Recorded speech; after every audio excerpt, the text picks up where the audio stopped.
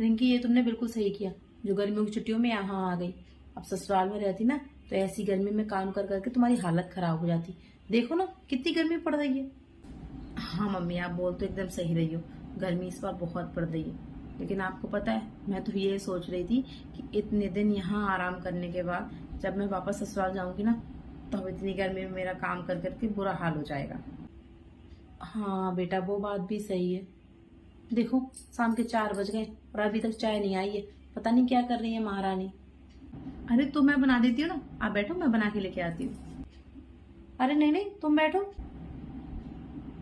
हाँ, तुम क्यों बना के लाओगी? बहू है ना, वो बना के लाएगी, ये उसका ही तो काम है।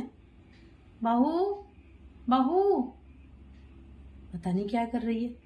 बहरी हो गई हो क्या बहू? सुनाई नहीं दे रहा? जल्दी यहाँ आओ। मम्मी, ये कैसे बोल रही हो भाभी से? अरे तुम चुप रहो। क्यों बहू, तुमने टाइम देखा है? शाम के 4 बज गए। तुम्हें ये भी नहीं पता कि घर वालों को 4 बजे पे चाय देनी होती है? हर चीज तुम्हें रोज की रोज बताई जाए, अपने मन से कुछ नहीं कर पाती हो? एकदम कामचोर हो। चलो जाओ, चाय लेके आओ। एकदम कामचोर है तुम्हारी भाभी। मम्मी, ये क्या है? किस तरीके से बात करती हो भाभी से? थोड़ा तो रिस्पेक्टफुली बात किया करो। अरे वो इस घर की बहू है, आपकी बहू है। किस तरीके से बात करती हो आप? आपने कितनी गंदी तरीके से बोला भाभी को। बस बस ठीक है, अब मुझे ज्यादा ज्ञान देने की जरूरत नहीं है। मुझे पता है कि कैसे क्या करना है।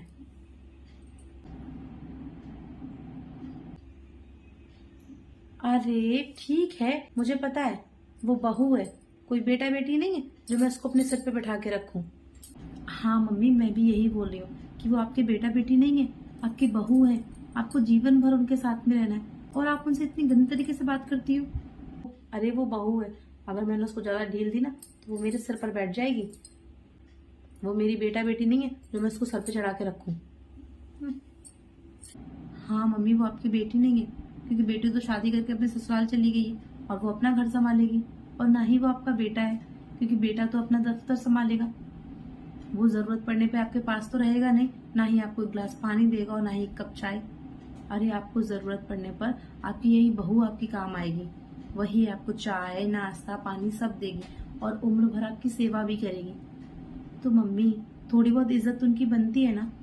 अगर आप उनसे प्यार से बात कर लोगे, इज्जत से बात कर लोगे, तो क्या ही बिगड़ जाएगा। भूलो नहीं, आपको उनके साथ उम्र भर रहना है।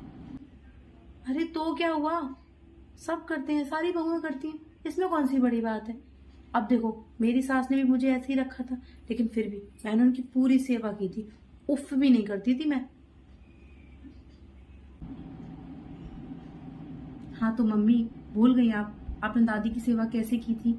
आप क्या चाहती हो कि जितनी खटास जितनी नफरत दादी के प्रति आपके मन में है, वही सब कुछ भाभी के मन में आपके प्रति हो जाए? ठीक है बेटा, तुम ज्यादा मत बोलो, ज्यादा ज्ञान देने की जरूरत नहीं है। आई हो गर्मी में, आराम से रहो, मैं देख लूंगी कैसे मुझे अपनी बहू को रखना है। तुम रहो चुपचाप आराम से। मम्मी एक बात बोलूं, बुरा मत मानना, मैं तो बहुत लकी हूँ जो भगवान ने मुझे आपकी जैसी सास नहीं दी। अरे क्या बोल रही हो बेटा तुम?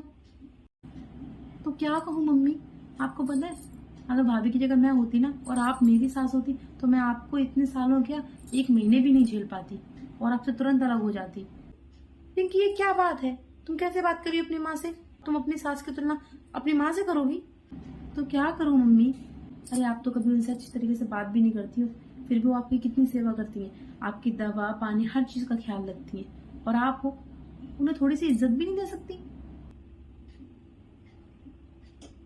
और हाँ, मैं आपका ये व्यवहार भाभी के प्रति तो बिल्कुल नहीं देख सकती, इसीलिए मैं कल घर जा रही हूँ, मुझे नहीं रहना यहाँ पे। ठीक है, अब से नहीं करूंगी ऐसे, लेकिन अब तुम आराम से रहो, ठीक है? कल जाने की जरूरत नहीं है। ये हुई ना बात।